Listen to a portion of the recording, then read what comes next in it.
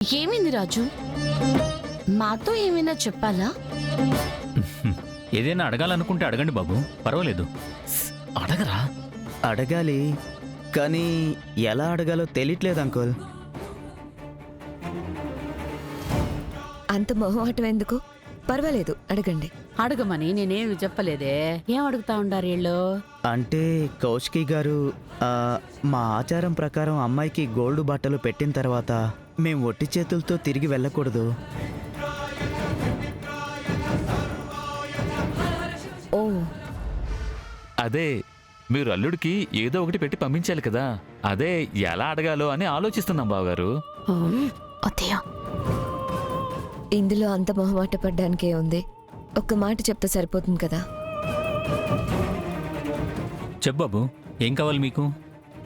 అంటే నేను అడగడానికి ఏముంది అంకుల్, మీరు మీ అల్లుడికి ఏమి ఇవ్వాలనుకుంటున్నారో అదే ఇవ్వండి. ఇంత పేరు ప్రతిష్టలు ఉన్నవాళ్ళు మీకేదివ్వాలో ఎంతివ్వాలో తెలీదా? మా తమ్ముడు కొడుకు అయితే కారు, ప్లాటు, మనీ, అబ్బో ఎన్ని ఇచ్చారనుకోండి, చాలా ఇచ్చారు. మీరొక్క రూపాయి కట్నం కూడా తీసుకోకుండా పెళ్లి కొప్పుకున్నారని మా అత్తయ్య గారు చెప్పారు. మరిప్పుడు కట్నం ఇమ్మని అడుగుతున్నారు? అయ్యో, దీన్ని కట్నం అని ఎలా అంటారండి? ఇది జస్ట్ గిఫ్ట్ అంతే. అది కూడా ఆచారం కాబట్టే అడుగుతున్నాం, లేకపోతే ఎందుకు అడుగుతాం? ఏమో బావగారు, ఇలాంటి ఆచారం అయితే నేను ఎక్కడా వినలేదు. మా ఇంటి అమ్మాయికి ఏం పెట్టి పంపించాలో వదినకి మావయ్య గారికి బాగా తెలుసు. వాటిలో ఏ లోటు రానివ్వరు కూడా. కానీ ఇలా ఎంగేజ్మెంట్ కంటే ముందే గిఫ్ట్లు ఇవ్వడం నేను కూడా ఎక్కడ వినలేదండి. మా సైడ్ ఎలాగే ఇచ్చుకుంటామమ్మా. కౌశికి గారు, మీకు ఇబ్బంది అయితే వద్దులేండి. మీరు తప్పుగా అనుకోరని, ఆచారాన్ని మీరకూడదని అడిగాము, అంతేనండి.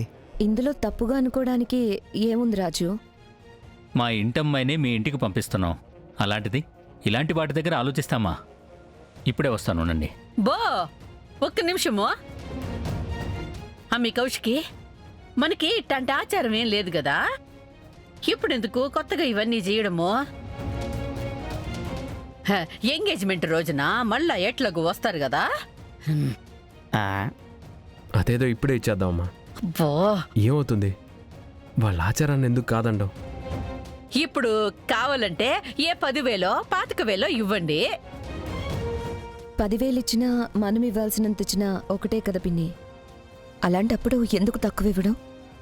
మనకి శ్రీవల్ అంటే ఎంత ప్రేమో వాళ్ళకు కూడా తెలియాలి కదమ్మా.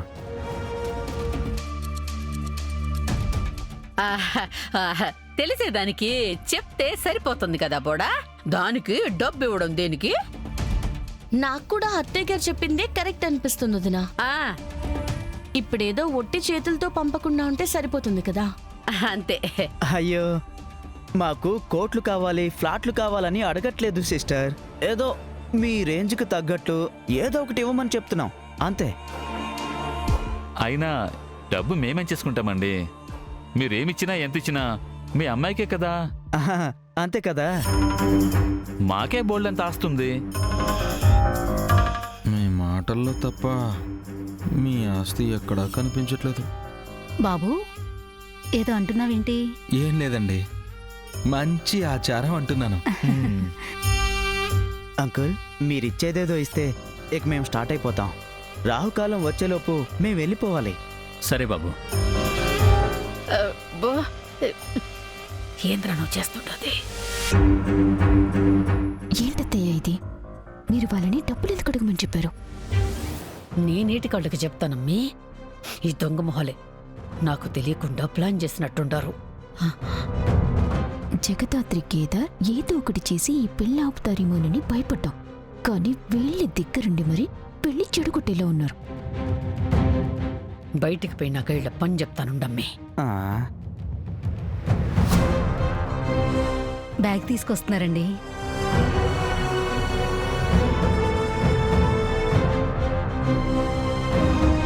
ఇదిగోండి బాబు.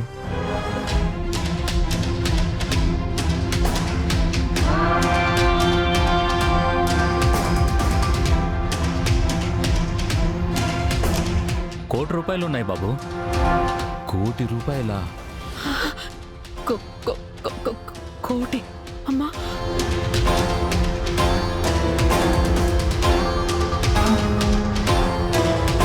ఇంకా ఏమైనా కావాలంటే మొహమాటం లేకుండా అడగండి. ఆ?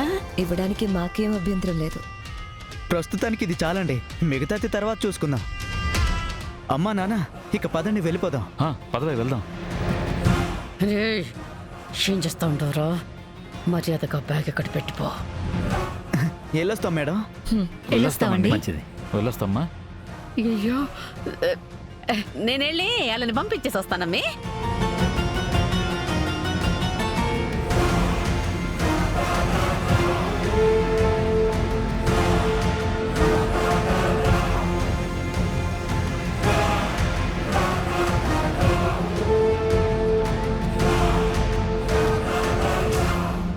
₹1 ఇలా నా చేతిలో పట్టుకుంటానని కల్లో కూడా అనుకోలేదు.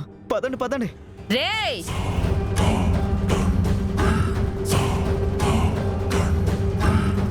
రే, నేను నీకేం చెప్పుండా? నువ్వేం చేస్తా ఉంటావురా? వచ్చినావా పెళ్లి ఖాయం చేసుకుని పోయిండావా అన్నట్టు ఉండాలని చెప్పినాను కదరా. అంటే అడిగితే ఇస్తారో లేదో చూద్దామని అడిగాను మేడం. నీ దొంగ తెలివితేటలు నా దగ్గర చూపించబాక. వెనకెళ్ళి ఇంత డబ్బొద్దని కావాలంటే 1,00,000 తీసుకొని వెళ్ళు. మీకు ఇన్ని కోట్లు ఉన్నాయి కదా మేడం, ఈ 1 కోటితో మీ జీవితాలు ఏమైనా మారిపోతాయో చెప్పండి. కానీ మా జీవితాలు మారిపోతాయి. రే, వాళ్ళు ఏ క్షణమైనా బయటికి రావచ్చు. కక్కుర్తి పడకుండా బ్యాగ్ తీసుకుపోయి ఇచ్చెయ్యి. చేతికందిన లక్ష్మీదేవిని తిరిగి తీసుకోకండి మేడం. కావాలంటే మీకు ఇందులో సగం ఇస్తాను, మిగతా సగం మేము ముగ్గురం పంచుకుంటాం మేడం. ఒక్కసారి ఆలోచించండి. అందరికీ డౌట్ వచ్చేలా ఉంది మేడం. ఇక మేము బయలుదేరుతాం. ఒక్కసారి ఆలోచించండి మేడం. సరే, ఏదోటి తగలడండి. 10 నిమిషాల్లో నేను వచ్చి కలుస్తా. అప్పటిదాకా ఆ బ్యాగు జిప్పు ముట్టుకున్నా ప్రాణాలు తీసేస్తాను చెప్తా ఉండా. సరే మేడం, అలాగే ఉంటాం. పదండి, పదండి పదండి. పదండి.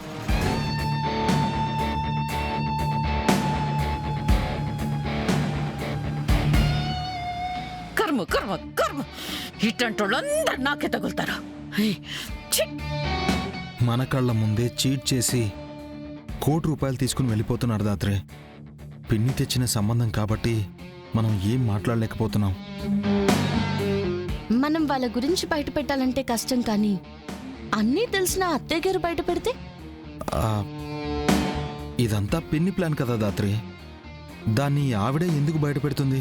అత్తయ్య గారికి వాళ్ళ మీద కోపం వస్తే, వాళ్ళిద్దరి మధ్య మనం గొడవ పెడితే, అప్పుడు వాళ్ళు గొడవ పడి నిజం అనేది బయటపడేలా చేస్తారు కదా. కరెక్టే, కానీ ఇప్పుడు ఏం చేసి గొడవ పెట్టగలం?